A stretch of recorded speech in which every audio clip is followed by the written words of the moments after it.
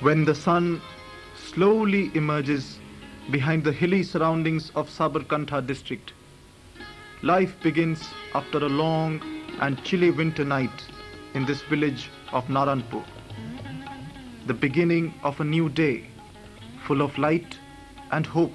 Let us take a closer look at the village, its people, their lives and their aspirations. Naranpur is a tiny village with just 220 families. It is a few miles off the main road, situated in Bhiloda Taluka of Sabarkantha district in northern Gujarat. The village is linked with Bhiloda town by a Kacha road of 3 kilometers. The Kacha road is completely unusable during monsoon and motorable with difficulty during dry seasons. As elsewhere in Gujarat, the Patels of Naranpur are an affluent, enterprising and hard-working farming community. The Rajputs, the traditional settlers of village lands, have progressively become impoverished. Many Rajput families have over the years lost parts of their land. Some are now reduced to landlessness. The Banjaras of Naranpur migrated from Rajasthan several decades ago and have now settled down in the village. These three communities, the Patels, the Rajputs and the Banjaras, live together in three different parts of the village. Much of Sabarkantha district is drought prone. The soil profile in Naranpur and its surroundings is such that it can retain little moisture from rains. As a result, if rains fail, which happens at least twice in a 5 years, the crop yields suffer greatly. Although there is no canal irrigation, substantial proportion of the village's farmland is irrigated by wells.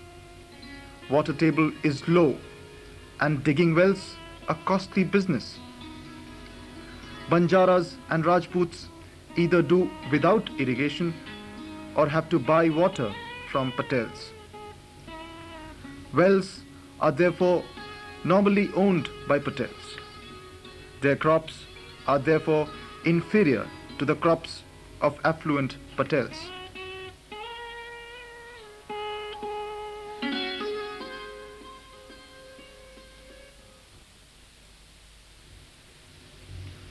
Vittalbhai Patel, a well-off large farmer, self-sufficient in most respects, as an important figure in this small village. He has proved to be a dynamic and an enterprising farmer and has shown a progressive attitude towards everything in general and agriculture in particular. On the other extreme lie the Vankars, Rajputs and some Banjaras who live in small huts without much of a floor or a roof. They live in conditions of poverty which vary greatly across seasons and years. Most of the Banjara families have very little land. They depend for their livelihood mainly on livestock and on fishing in the village pond. These families also depend heavily on wage labours on the farms owned by the medium and large farmers such as Vittalbhai Patel.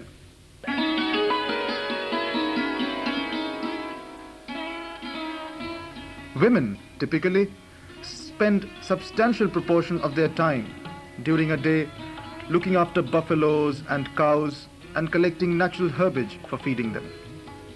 And so do the children, who take time off from school and play to graze the animals on the village common. Bullocks, a status symbol for smallholders, provide the much needed draft power required in farming. Maize, cotton and summer groundnut are the main crops of Naranpur. Maize is the staple food for all, the rich as well as the poor. Cotton and groundnut are normally grown for cash. Resourceful farmers such as Vittalbhai Patel use a good deal of chemical fertilizers. Irrigation is provided from a stream passing by his farm. With the help of a diesel engine, water is conveyed to the field in a 600-meter long pipeline. This results in very good crop yields. They also use pesticides to save their crop from pest attacks. But the poorer farmers, constrained by the lack of liquid capital, have to do with much less of these inputs. For them, dairying and livestock therefore are the mainstay. Milk provides the only valuable source of protein in an average family's diet. Until a few years ago, there was no dairy cooperative in the village. In 1982, a dairy cooperative was established to procure the marketable surplus of milk produced by village families at remunerative prices. The cooperative was a boon for the community, for until now they had to convert surplus milk into ghee and sell it in Bhiloda.